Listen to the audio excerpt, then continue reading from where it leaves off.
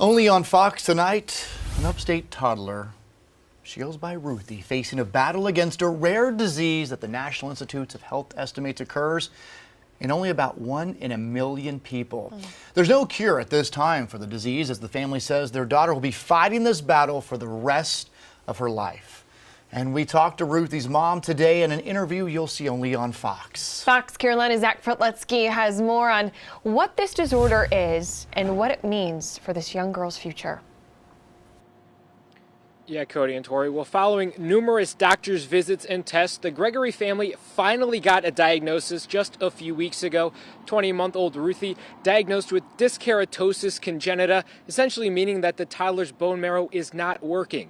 Her mom wanting to raise awareness for this rare disease in hopes that more doctors begin studying it. Ruthie Gregory loves to dance and smile. Where is Mama? But the 20-month-old is also in a battle against a rare disorder she was diagnosed with just weeks ago. Dyskeratosis congenita, or Revesz syndrome. DKC for short is a rare disorder that causes failure to produce bone marrow. It can also increase the risk of developing head or neck cancer and can cause problems with people's eyes, stomachs, and other body parts. I've looked all over the internet for different support groups or families or different things like that. I have not found anybody that has DKC. Martina first noticed her daughter was having a hard time swallowing her food about a year ago. The elementary school teacher said at first doctors brushed off the problem, but mom knew something was wrong. After a year of tests and the unknown, the diagnosis finally came at the end of December.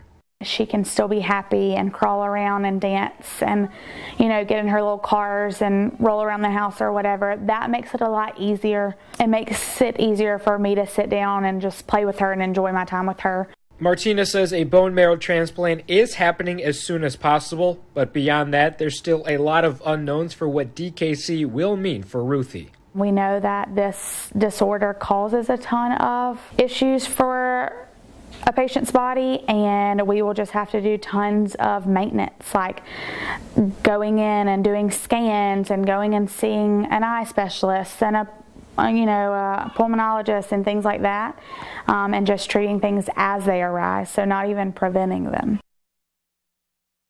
Now, Ruthie and Martina are scheduled to go to both Charleston and Boston next week to see if they do have a potential bone marrow donor lined up and when that transplant could possibly be. Now, there's also a GoFundMe that's been set up by Ruthie's aunt and uncle to help the family pay with medical expenses. We do have a link to that on the As Seen On tab on our Fox Carolina News app. For now, reporting live in Greenville, Prelutsky, Fox Carolina, the 10 o'clock news.